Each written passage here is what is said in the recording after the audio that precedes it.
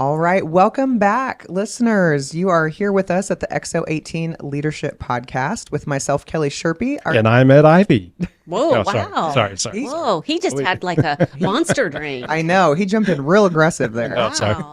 That was, and you're standing up too. You're ready to go. Ed, it's kind of like a double Dutch. You know, like you got to time your entry, right? Yeah, well, I was trying. You said I was trying to, Oh, okay. and I just missed the moment. You did. You might have missed the moment. Oh. Okay. Well, Okay. we do have our co-founders, Ed Ivy and Christy Ivy, here with us today And I'm Ed Ivy. in his radio voice. And we also have our special guest back with us, Dr.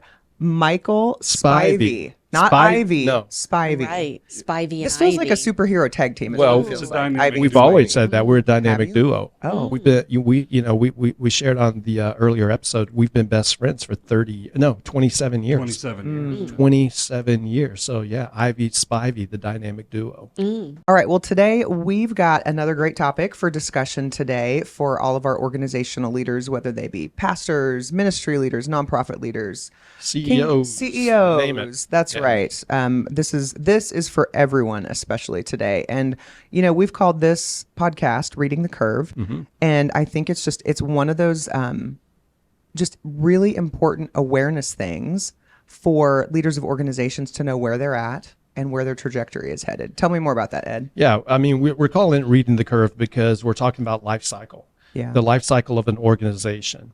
And this is one of the things that we really dive into quite a bit when we're working with various groups or people or organizations is this life cycle, because every organization does have a life cycle. It's true. I mean, there's it's life. it's life. They have a life cycle, and we kind of have used spring, summer, fall, and winter in in our life cycle diagrams that we utilize.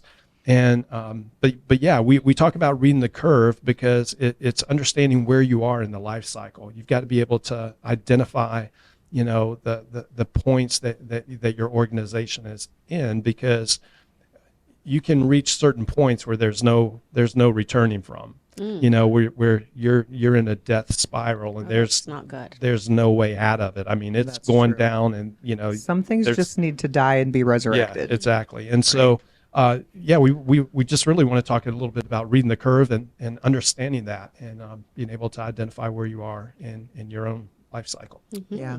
Well, I think that self-awareness is so important, and having the humility to say, in full transparency and honesty, this is where we're at. Not where we wish we were, but this is where we're at. And I think, we talk a lot about you got to know where you are before you can figure out how to get to where you want to go. Yeah. And it's just that getting that clarity and that perspective around where are you actually? Yeah, and I think the importance of in being able to identify, because how do you really truly know where you are? Because it's very subjective. It's true. Very subjective to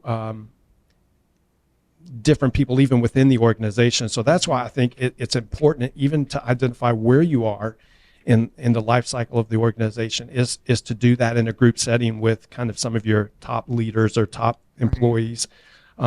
Because you may think you're in one place that you're really not in. You can say, yeah, everything's going great. And the people around you are saying, no, that's not the place that we're in. And so that's why you've got to have kind of a group that will help, help you arrive at, consensus. a consensus of A where you consensus. are. We talked about that earlier. Yeah. Where you are in the life cycle Yeah. of the organization. And I think naturally, I've heard 20 years used a lot. I mean, there's just going to be a natural life cycle that typically I think spans. I mean, that's not always the case, but we've worked recently with a client, the three of us were there, and they were in had just celebrated 20 years, but they're doing a great job. They knew where they were. They had a lot of self-awareness, Right. and they made a lot of change to go back into that spring and summer. Yeah. So, they were like, hey, we're 20 years old. Right. So, I mean, there is something to be said when you've been around that long. Yeah. That's true. And my guess is the ones that would be most interested in listening to this podcast would be those that are wondering, like, are we in the spiral down? Right? It's the death Is rattle. that us? Are we? Yeah. You know, what are some? Let's talk about just some indicators.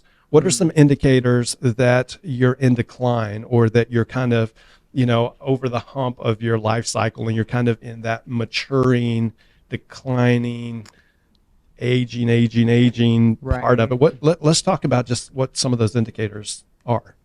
Well, I think first and foremost, vision starts to wane, Yeah. right? Like vision starts to feel stale. And sometimes we can get so hung up on where we've been that we can't innovate with where we need to go, you know? And mission creep. And mission creep, that's right. That's a good one. Mission creep, or we get off target. Another one that I feel like is very prevalent is when you get bureaucracy heavy. A lot of red tape. Oh man, that red tape will strangle you so quick. Yeah. Yeah. Yeah. Yep. Yeah, I feel like that's a good one. Lack of communication. I was going to say communication gets bogged down or is frustrating in that.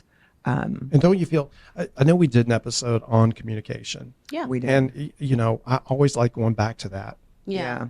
because it's. Yeah, we talked about it on our last episode when we shared a little bit on core issues, but communication is a core issue. Always. It always pops When we up. talk about communication, it's even lack of communication. If Right. there's a lack of communication, or everyone within your organization is saying, hey, we don't know what's going on, that's always a good, hey, we don't know, nobody knows what's happening. Nobody knows. And, you know, the larger an organization is, you're not going to know everything. But Yeah.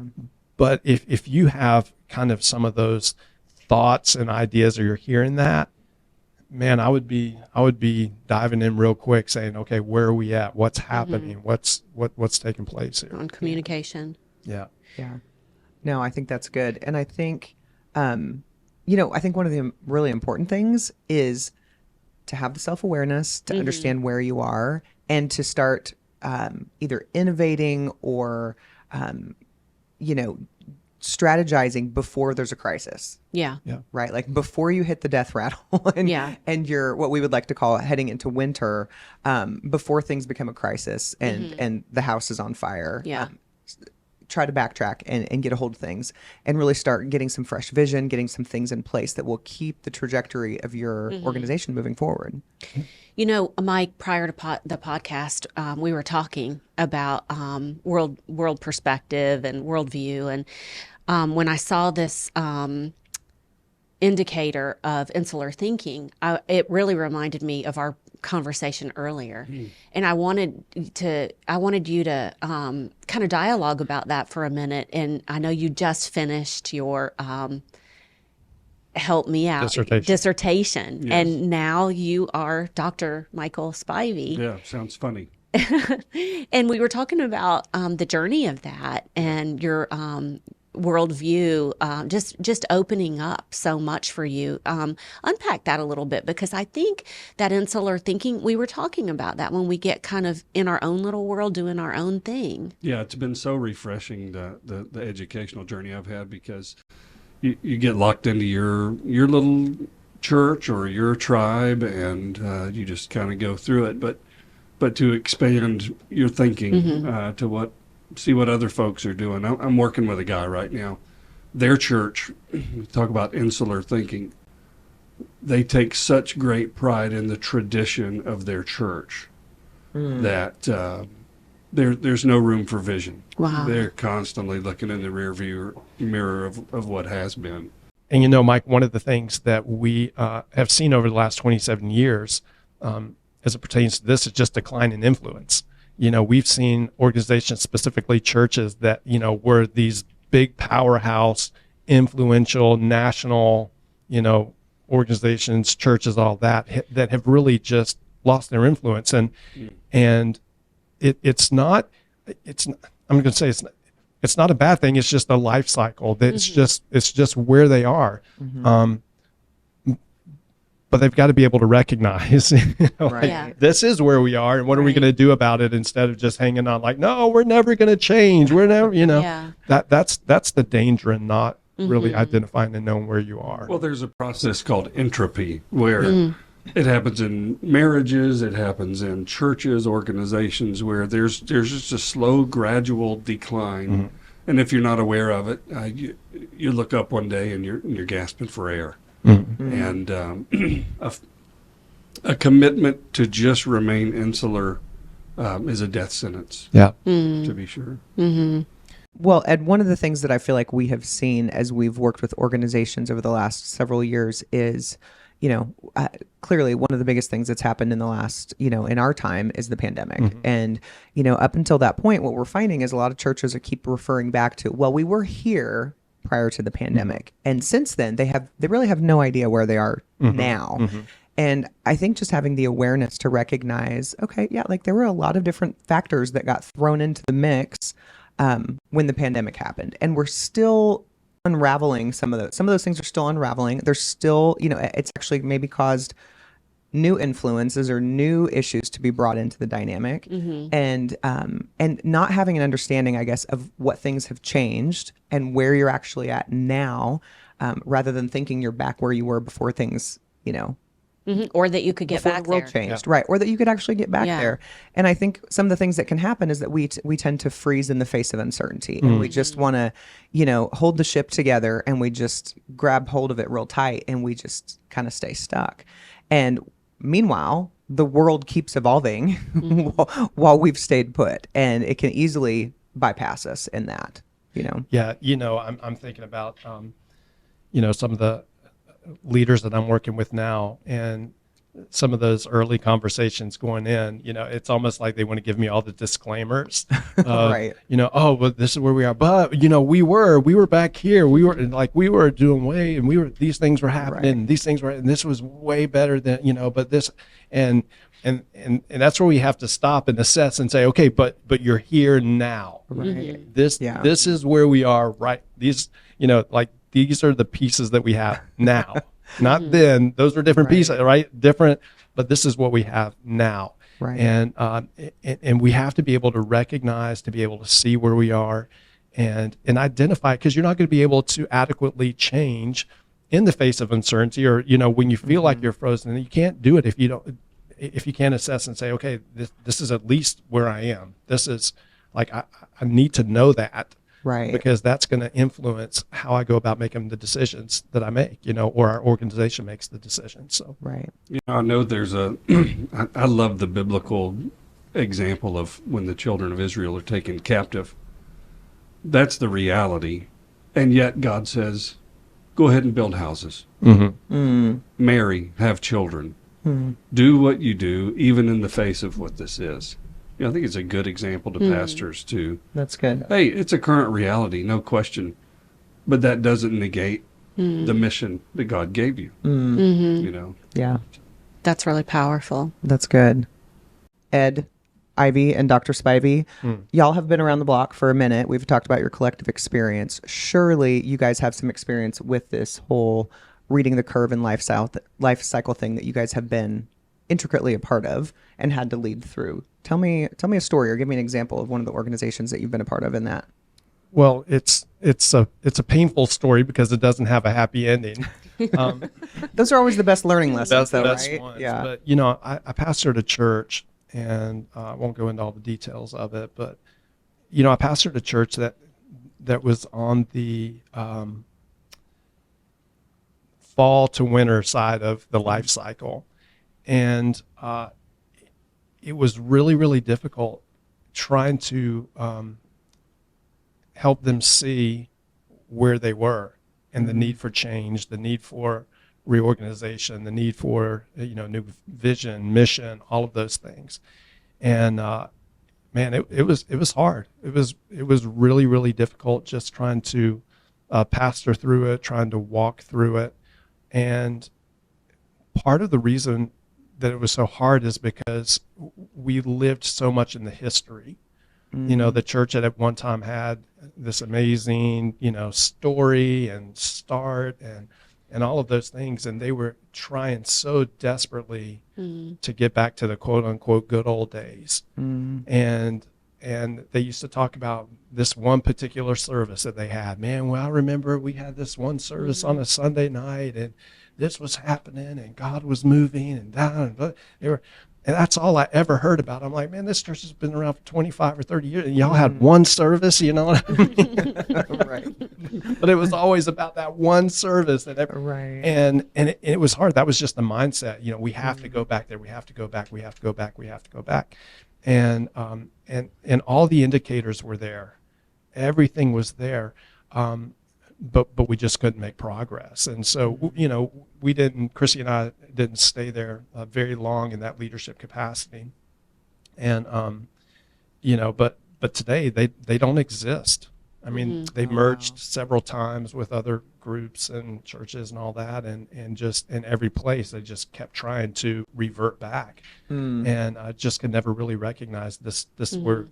Because if they would have been able to see that, and maybe, I was a young leader. I was a really young leader at that time too. And if I would have had better knowledge, if I would have known then what I know now, I would have helped walk them through this. Right. Because I needed them to collectively see it. And I couldn't articulate it. I just knew it was like messed up. Something was wrong. And if we could have together in a room sat through it, I think we would have at least made some progress, you know, and so I would encourage young leaders even that are struggling to some of that, you know, look at where you are in the life cycle, you know, of your organization, especially if you've taken over. Transitioning, you know, if a you've church. transitioned something or, you know, stepped in and it's been around for a long time.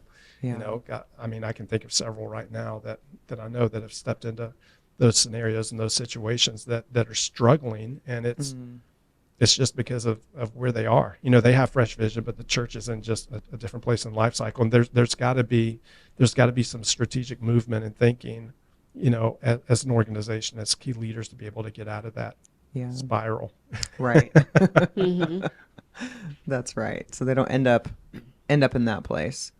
No, I think that's so good. And I know that's probably a painful example to talk about, but I feel like there's probably pastors and ministry leaders listening going, oh my gosh, Ed is speaking to my situation right now. Oh, and I do have to tell this part, because Mike was, you know, Dr. Mike.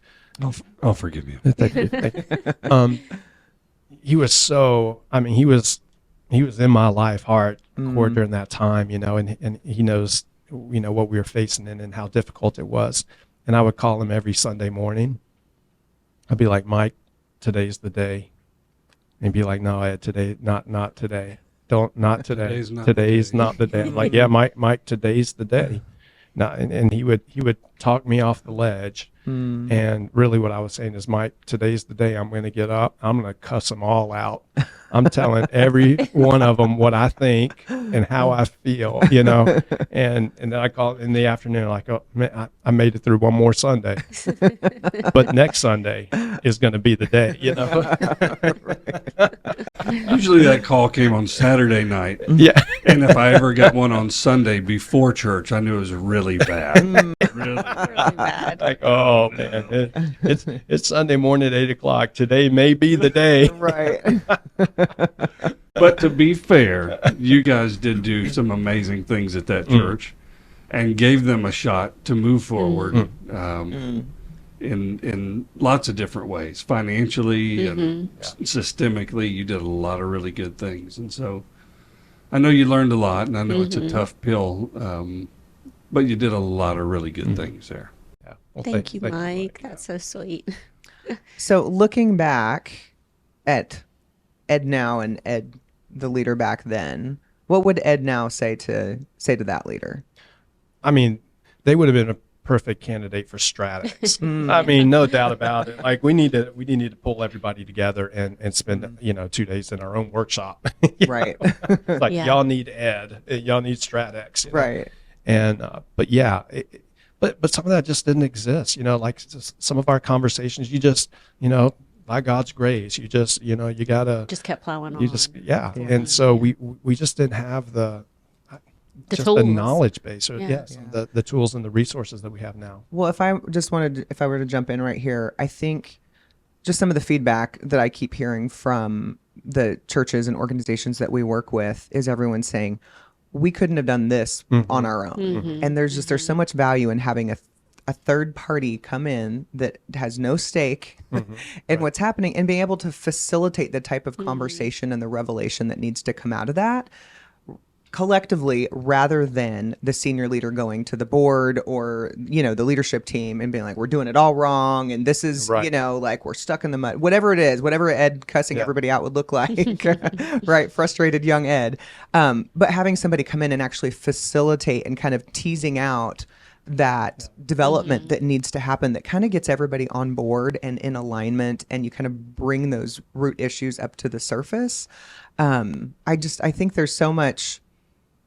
It's so necessary for an organization that has that kind of misalignment and that finds themselves in kind of heading down the trajectory that nobody wants to find themselves on, to be able to kind of collectively get on the same page, get all on the same page, not one person thinking we're over here and one person thinking we're over here, and then really be able to have some honest discussion that will help them move forward. Absolutely. Right. Well, that's got to take some courage too, right? From a senior Oh, leader. it sure does. To be able to say, hey, listen, this isn't working like I thought it would. Yeah. And I may be the issue here. Yeah. Right. Yeah. To get outside yourself, be self-differentiated enough to know Yeah.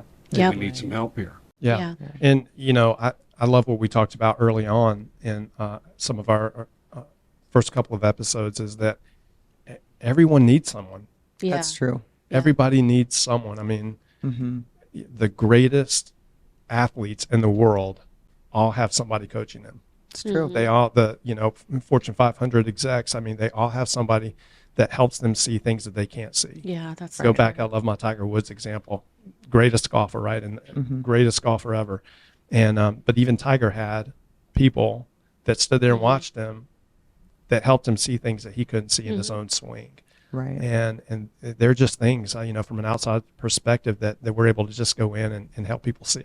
Right. And even in reading this curve and, in the life cycle, if you're like, man, I don't have a clue what you're even talking about related to, life cycle or the curve or where we are, man, reach out. Let us talk to you. If you don't know how to go about looking at it, let us help you look at it and help us, we can help you at least assess where you are. And you'll do it graciously. Oh, yeah. And lovingly, and not accusatory or just pointing out the things you haven't done 100% right, but to say, hey, let's be gracious about this and lead you through this. And there's no shame. There's none of that kind of stuff. That's the big thing for me for what you guys do. I love it. Yeah. Well, I think that's why I love our Exo18 team so much, is that we've all got the bumps and bruises and scars to prove it, and we've all been in those spots. So there is no judgment. There are no shots fired on our part. We genuinely want to come alongside people and help them so that they don't have to make the mistakes and feel the pain that we've all experienced sitting here at this table. Yeah, That's awesome. Preach. Wave the hanky. All right, Kelly, Mike, any final thoughts on this? Kelly, any final thoughts? Dr. Mike, any final thoughts? Kelly, any final thoughts? I think I'm just going to say this is one of my probably favorite exercises that we do when we work with clients, because the revelation and I think the awareness that comes out of the experience. And sometimes you get leaders that are, which I think, Ed, you've mentioned this, that are too self-critical or too critical of themselves. And then you've got some that are a little too, have their rose-colored glasses on. And the collective experience with having the leadership team at the table is that it always kind of brings everything back to center, And so when your team can get on the same page and have the honest discussion to kind of hash some of those things out, to really figure out where you are, then that feels so empowering, because then you can actually identify the problems and have some strategy to move forward. And everybody gets excited about that. There's always a moment where you're like, oh, wow, this is painful to look at.